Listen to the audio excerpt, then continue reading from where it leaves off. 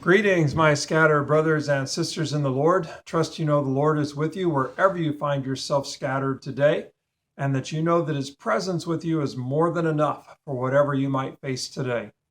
Our psalm today is Psalm 116. Psalm 116. I love the Lord, for he heard my voice. He heard my cry for mercy.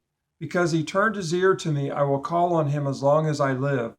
The cords of death entangled me. The anguish of the grave came over me. I was overcome by distress and sorrow. Then I called on the name of the Lord. Lord, save me. The Lord is gracious and righteous. Our God is full of compassion.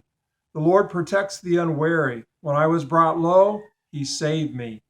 Return to your rest, O my soul, for the Lord has been good to you. For you, O Lord, have delivered me from death, my eyes from tears, my feet from stumbling, that I may walk before the Lord in the land of the living. I trusted in the Lord when I said, I am greatly afflicted. In my alarm I said, everyone is a liar. What shall I return to the Lord for all his goodness to me? I will lift up the cup of salvation and call on the name of the Lord. I will fulfill my vows to the Lord in the presence of all his people. Precious in the sight of the Lord is the death of his saints. Truly I am your servant, Lord. I am your servant, the son of your maidservant. You have loosed my bonds of affliction. I will sacrifice a thank offering to you and call on the name of the Lord.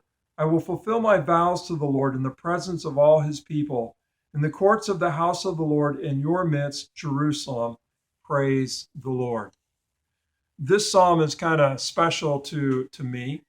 When my mom was in the hospital dying of cancer, we at age 49, we were there all the time, round the clock, and the Bible in the chapel was open to this psalm, Psalm 116. And so this psalm kind of took on special meaning in this time of my mom's passing, and reading it, thinking on it, praying on it, and just want to share a couple of things that continue to stand out to me. Probably the first one is in verse 10. I trusted in the Lord, therefore I said, or when I said, I am greatly afflicted.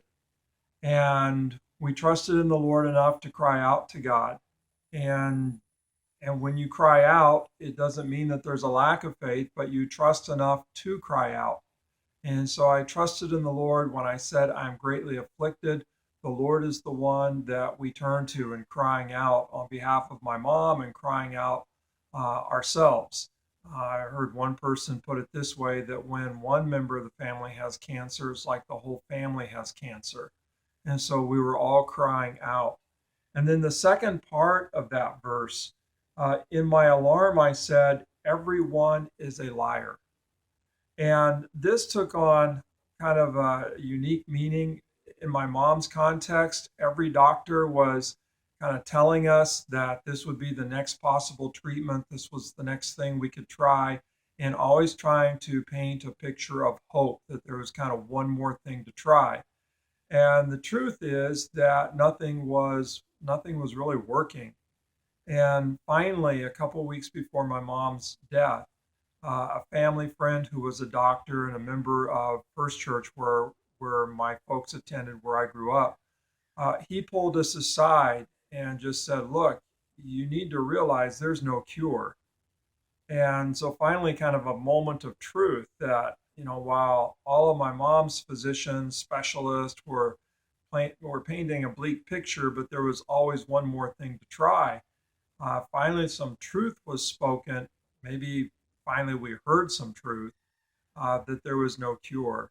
And with that word, we were able to let my mom pass and kind of give her permission, and really just trust the Lord. But I have always thought about that when I read that line, that every man or all people are liars, always having a solution, when the truth is there's no cure except, the Lord intervene. Well, we go on.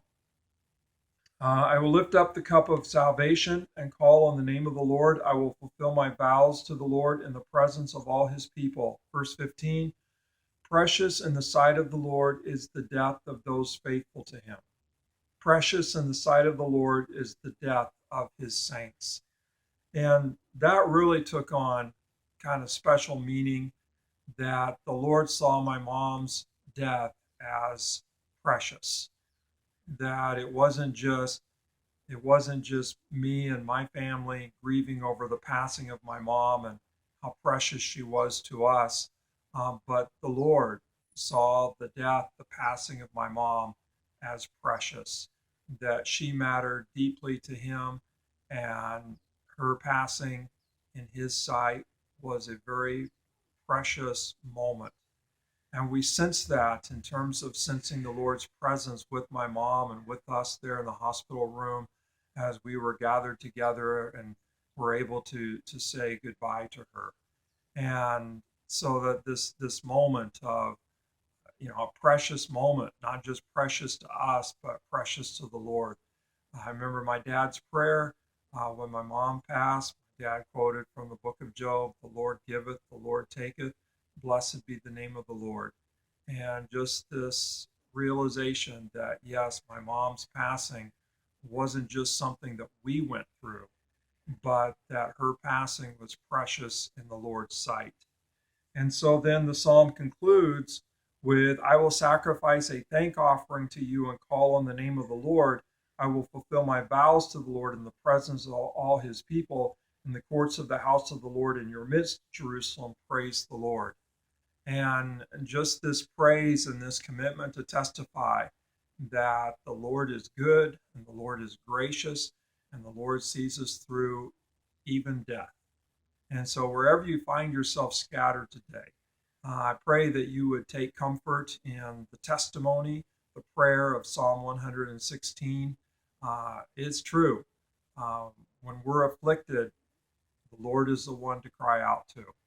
And the Lord is the one who intervenes. And even in death, the Lord makes a way. So God bless. Have a great day. And mark Psalm 116.